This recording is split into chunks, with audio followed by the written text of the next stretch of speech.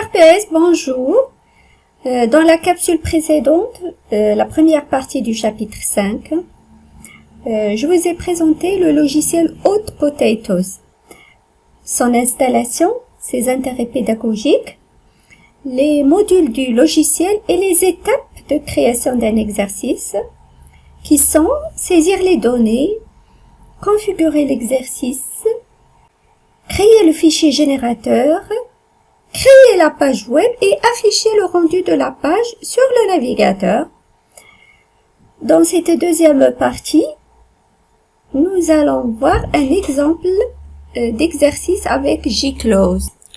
Maintenant, je vais vous présenter un exemple utilisant JClose et nous allons commencer par la première étape, c'est-à-dire saisir les données. Après avoir cliqué sur la patate JClose, comme je vous ai montré tout à l'heure, on obtient l'interface suivante. Donc, la première chose à faire, je vais aller saisir le titre de l'exercice dans cette zone. Après, je peux aller saisir le texte.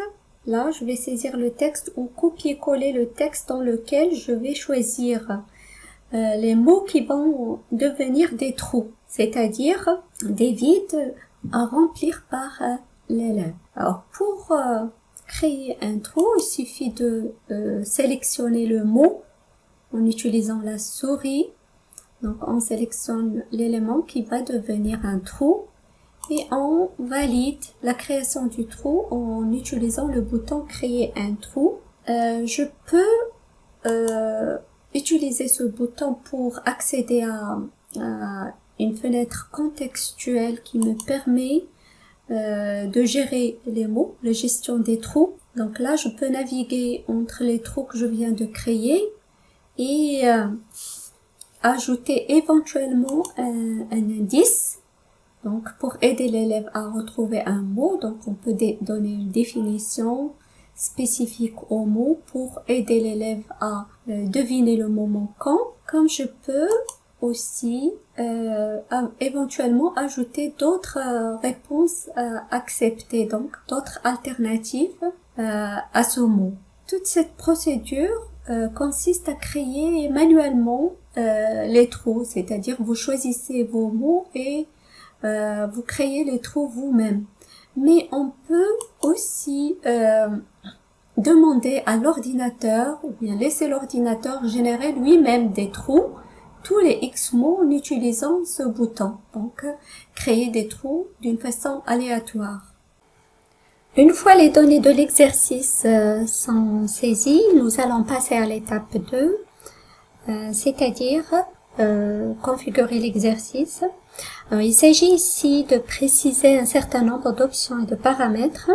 La plupart des options sont communes aux 5 modules, mais il y a aussi des options qui sont spécifiques à chaque module. Pour accéder à la configuration, je vais aller cliquer sur ce bouton. Mais je peux aussi y accéder en utilisant le menu déroulant Options. Alors, quand le clic sur ce bouton je fais apparaître une fenêtre. C'est un menu contextuel qui est une fenêtre composée de plusieurs pages accessibles via des onglets. Alors, chaque onglet permet de paramétrer des options différentes. Alors, par exemple, ici, j'ai l'onglet titre et consigne dans lequel je peux aller saisir le sous-titre ici, dans cette zone. Comme je peux saisir les consignes de l'exercice dans cette zone. Et après avoir fini les configurations que je veux dans tous les onglets, je peux aussi enregistrer la configuration si je veux l'appliquer aux autres fichiers que je crée dans Hot Potatoes. Alors, quand je clique sur le bouton enregistrer, En fait, les informations de configuration sont enregistrées dans un fichier qui porte l'extension CFG. Pour ma part, j'ai créé un fichier de configuration que j'ai enregistré dans le répertoire que j'ai choisi, où je vais mettre toutes les sources. Et cette configuration va s'appliquer à tous les fichiers que je crée en utilisant le logiciel Hot Potatoes. En fait, pour créer un nouveau fichier de configuration, je vais utiliser le bouton enregistrer sous. Et je vais enregistrer la configuration sous. Donc je vais donner le nom et puis j'ai l'extension CFG. Et pour charger une configuration qui est existante, j'utilise le bouton changer. Et là, je peux parcourir et spécifier le fichier que je vais choisir pour contenir les informations de configuration. Voilà. Je vais continuer à vous présenter les autres onglets de ma fenêtre de configuration. Donc, dans l'onglet apparence, là, je peux paramétrer le design de ma page web, notamment appliquer une image d'arrière-plan, choisir les polices et choisir les couleurs pour les composants de ma page web, ma page d'exercice. Dans l'onglet boutons, je peux choisir les boutons qui vont apparaître dans ma page et aussi paramétrer les libellés, leurs libellés. Dans l'onglet messages, je peux personnaliser les messages qui vont apparaître suivant l'action de l'utilisateur. Dans cet onglet, il est possible d'insérer une minuterie. L'apprenant ne disposera donc que d'un certain nombre de minutes pour réaliser l'exercice que je peux configurer ici. Alors, cette fonctionnalité permet, dans le cas d'un exercice de langue par exemple, de forcer l'apprenant à développer des stratégies de compréhension globale. Il n'aura pas en effet le temps d'aller chercher la définition de chaque mot dans un dictionnaire. Alors, le dernier onglet ici, c'est l'onglet Autres. Donc, c'est des options diverses. Là, je peux choisir donc de respecter la case, c'est-à-dire majuscule, minuscule. Je peux choisir d'inclure un clavier virtuel pour aider les élèves à saisir les caractères spéciaux, que je peux saisir ici, et ainsi de suite. Voilà, la troisième étape du processus de création de l'exercice est d'enregistrer le fichier générateur. Pour enregistrer le fichier générateur, on utilise le bouton enregistrer, ou bien on peut passer par le menu fichier. Alors, comme j'ai déjà expliqué, le fichier générateur est un fichier Hot Potatoes. Il prend donc l'extension du module utilisé. Par exemple ici, pour JClose, l'extension c'est JCL. En fait, je l'avais pas dit tout à l'heure, mais le J avec lequel débutent les 5 modules, JClose, JQuiz, JMatch, JMix et JCross, désigne le langage JavaScript, qui est le langage de programmation utilisé par Hot Potatoes. La quatrième phase pour la création de l'exercice, c'est de créer la page web. Donc, pour créer la page web, nous allons utiliser le bouton de création de la page web, ou bien on peut aussi passer par le menu fichier, créer la page web. Donc, comme je l'avais déjà expliqué, Ici, il s'agit de générer une page HTML, c'est-à-dire qui prend l'extension HTML. C'est en fait le rendu de votre page que l'élève va visualiser dans son navigateur. Alors, quand on enregistre, quand on crée la page web, Hot Potatoes vous demande automatiquement si vous voulez voir la page que vous avez créée, donc HTML, dans votre navigateur. Et donc, quand vous cliquez sur voir l'exercice dans mon navigateur, vous allez visualiser la page dans votre navigateur. Et donc, c'est la 5e étape, aperçu de la page web. Donc, ici, nous avons le rendu de notre exercice créé. Donc, on voit notamment le titre que nous avons saisi, le titre de l'exercice. On voit dans cette zone le texte que nous avons saisi avec les trous que nous avons créés. Donc, vous voyez que les trous correspondent à un espace vide qu'il faut remplir. Nous avons les indices que nous avons ajoutés. Donc, pour les mots, pour quelques mots, nous avons ajouté des indices. Nous avons le sous-titre que nous avons configuré dans l'onglet titre et consigne. Nous avons notre consigne ici que nous avons aussi saisi dans l'onglet titre et consigne. Et nous avons ici notre clavier virtuel configuré dans l'onglet autres. Il y a aussi d'autres boutons. Donc, il y a le bouton correction et le bouton aide qui permet d'obtenir une lettre dans la case sélectionnée. Alors, après avoir fait l'exercice et cliqué sur le bouton correction, donc le logiciel calcule le score et affiche le score obtenu avec un message qui est configuré dans l'onglet message. Voilà. Donc, je vais aller lancer le module JClose. On sélectionne la patate JClose. Et maintenant, je vais saisir les données de l'exercice. Donc, je vais commencer par saisir le titre ici. Maintenant, je vais aller copier-coller le texte que je vais utiliser pour mon exercice à trous. Donc, je le copie et je viens le coller dans la zone réservée pour saisir le texte. Je peux le saisir à la main, comme je peux le copier-coller.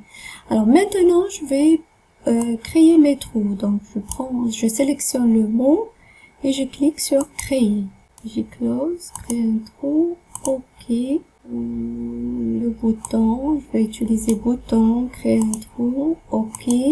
Après avoir créé mes trous de la même manière, je vais aller ici pour pouvoir les gérer, la gestion de trous. Donc là, je peux naviguer entre les trous que je viens de créer et ajouter éventuellement des indices. Par exemple, pour celui-là, je vais ajouter ce que, comme indice, ce que vous êtes en train de remplir.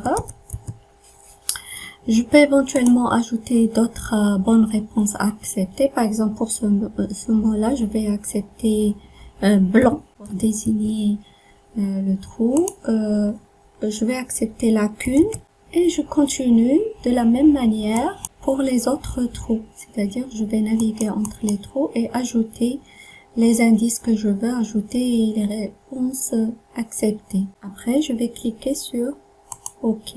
Alors maintenant, je vais aller configurer mon exercice. Donc la deuxième étape, c'est la configuration. Je peux accéder à la fenêtre de configuration en cliquant sur ce bouton ou bien à partir du menu options configurer l'aspect de la page web.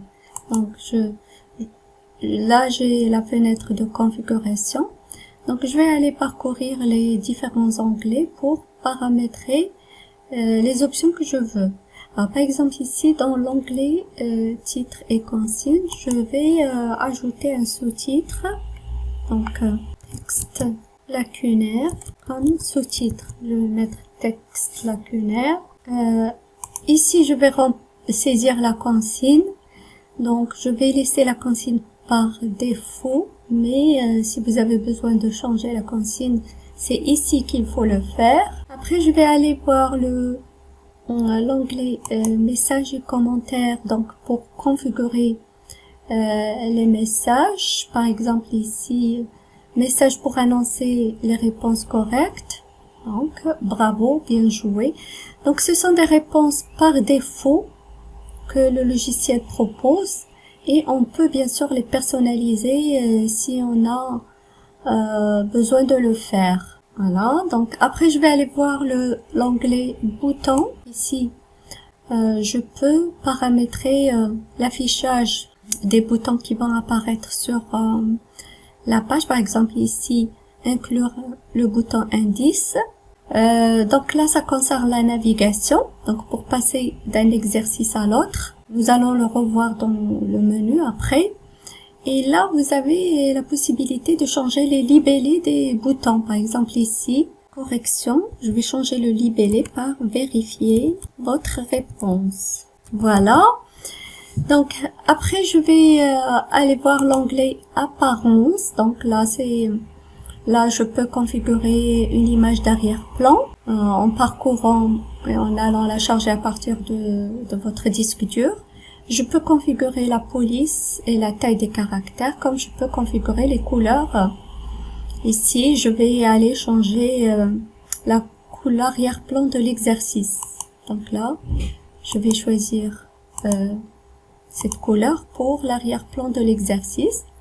Et nous avons bien sûr la possibilité de changer les autres couleurs les couleurs des autres composantes de la page web. Après, je vais aller voir l'onglet minuteur, et là, je peux ajouter une minuterie pour limiter la durée de l'exercice, que je peux donc choisir le temps que je veux que les élèves donc utilisent pour faire l'exercice, et le message qui va s'afficher lorsque la minuterie est écoulée. À chaque moment que je fais un changement dans la configuration, je peux aller voir l'affichage de la page web pour voir le rendu.